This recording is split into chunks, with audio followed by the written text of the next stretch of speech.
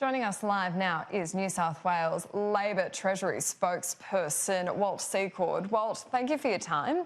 Now, you've been quite outspoken about this review into the New South Wales Labor Party, and you're worried that the party's going too far to the left. Well, I think we need a contest of ideas, and we need a nuanced approach to the economy.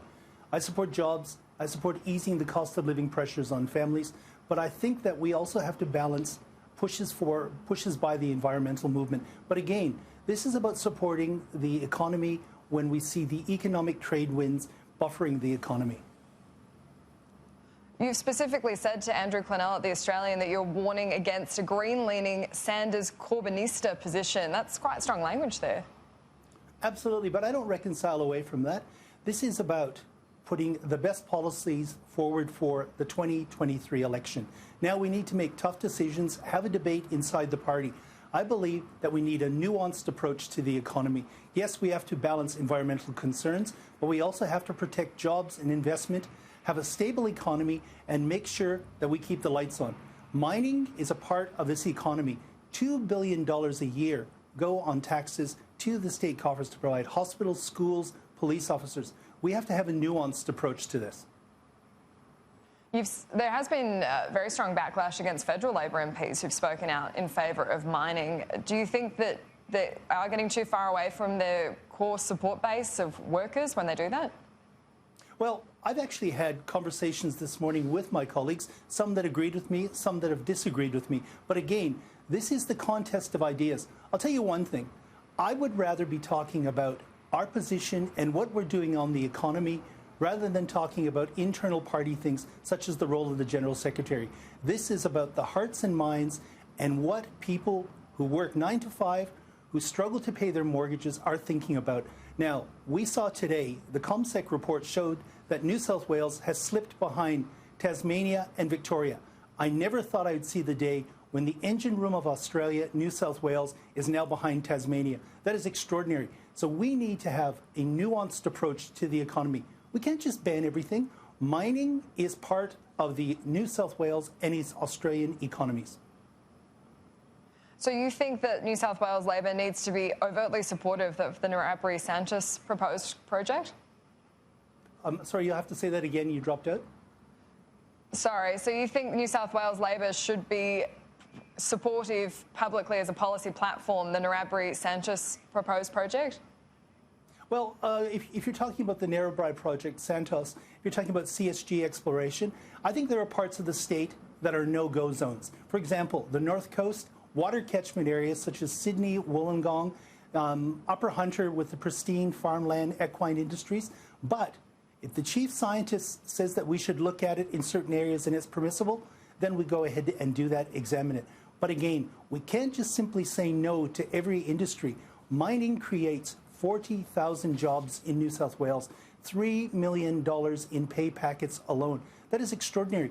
We need a nuanced approach. I recognize that there are environmental concerns, but we also have to make sure that we keep the lights on and we give people a unique quality and a strong standard of living in New South Wales.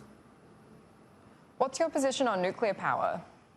Nuclear power? Well, I don't support it, and I don't support lifting the ban on nuclear power. But I do support keeping the lights on, and that is why we need a rational, common sense approach to mining in New South Wales. Again, we owe it to families struggling to pay power bills, struggling to make ends meet. But again, I don't support nuclear power, but I believe that we have a mining future, but it has to be economically responsible and take into consideration environmental concerns. Why do you support coal-fired power but not nuclear power? Well, coal already exists, but there's the issue of what you do with the waste and what comes out of nuclear power. But again, this is about what occurs now, how we manage it, and how we continue. But again, mining, 40,000 jobs in New South Wales alone, 28 projects contribute $3 billion in pay packets. It would be irresponsible. During the last election, I had people on the North Coast say to me, Walt, please ban mining in New South Wales. That's irresponsible. I'll give you another example. We have to look at new forms of mining. For example, copper. At the moment, the average car has 28 kilograms of copper in it. A hybrid car, 40, and a fully electric car will have 80 kilograms of copper. China is now making electric vehicles. We have to source that, and we can do that in New South Wales. So we have to look at other forms of mining, mobile phones. So there's lots of other things we can do, but we have to do it responsibly, and we have to make sure that we protect jobs and investment. Coal's proven to be a bit of a toxic issue for Labor, both at state and federal levels. The Adana coal mine undoubtedly lost Labor votes, but with the lack of support from senior Labor figures for it, do you think this is a risk to be taking such a strong stance in favour of coal mining? No, I am taking a stance for working families, people who want to have cheaper power bills, and people want the economy ticking over. We owe it to families. Now, we need a strong economy. If we have a strong economy, we can then provide programs and policies, fund hospitals, where we actually support things. The only way we can actually support strong services is to have a strong economy.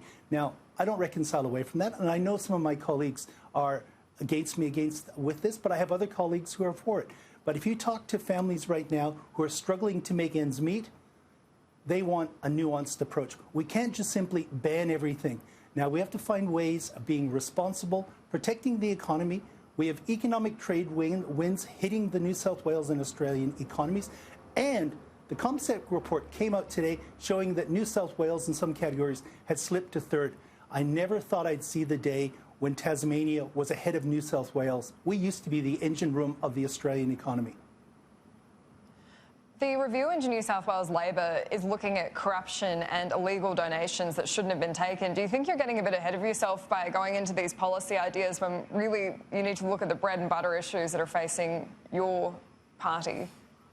Well, my views on the General Secretary, I spoke out earlier on this. I was one of the toughest, along with Jody Mackay and Anthony Albanese, about corruption in the party. I have no truck with that. But we have to move on and talk about things that people are genuinely concerned about. You talk to someone who makes a commute from Penrith to the city, from Nepean to the city, they're not thinking about the General Secretary. They're thinking about how they're going to make ends meet, how they're going to pay for their mortgage, and how they're going to balance work, life, and see their kids. That's what they're concerned about. Yes, we have to tackle corruption. I've got no part of that. That's gone. I have no part with that. But we also have to talk about things that people are concerned about. Economic trade winds, the downturn in the economy, that's what people are concerned about. That's why I think as Shadow Treasurer and the person who wants to be the next Labor Treasurer in New South Wales is my responsibility. Strong economy, protecting jobs and investment, and protecting just jobs, jobs, jobs. What's the risk if you don't adapt to this new policy platform? If you do, as you say, stick with the Sanders Corbynista style of policy, what's the risk for New South Wales Labor? Well, I think we owe it to families to do a responsible approach to these policies. It's easy to say no. It's easy to play to small interest groups and just say no, no, no. But we have a responsibility to do a nuanced approach, to find ways through. For coal seam gas is the perfect example. Okay, parts of the state, absolutely unacceptable. North Coast with its national parks, tourism sector, Upper Hunter with the equine industry, Sydney water catchment areas. But in parts of the state that are in drought, that's where you can look at it, where it is approved by the chief scientist. We also have rural and regional areas being smashed by drought. At this very moment, there are 40 communities in New South Wales that are on the cusp of being absolutely dry. Now, that is extraordinary. We have so many challenges ahead of us. You're going to create a huge division in the party with this, though, aren't you? No, this is about a healthy debate, the contest of ideas.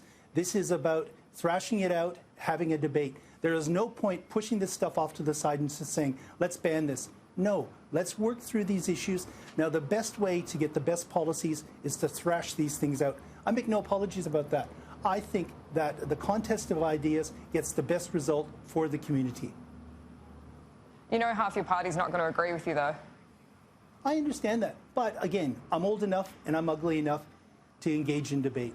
And I think that if their ideas stand up and I don't agree with them and they don't agree with me, we still reach a better position. We can't simply just say no to every project. We owe it to the community. We're in a unique situation. We have a country. I've lived in Australia now for 31 years. This is the worst drought, the driest I've ever seen it. Now we have economic downturn. I was here during the recession in the early 1990s. Now this is extraordinary. We owe it to families to protect the economy and to do everything we possibly can. Walt Secord, thank you for your time.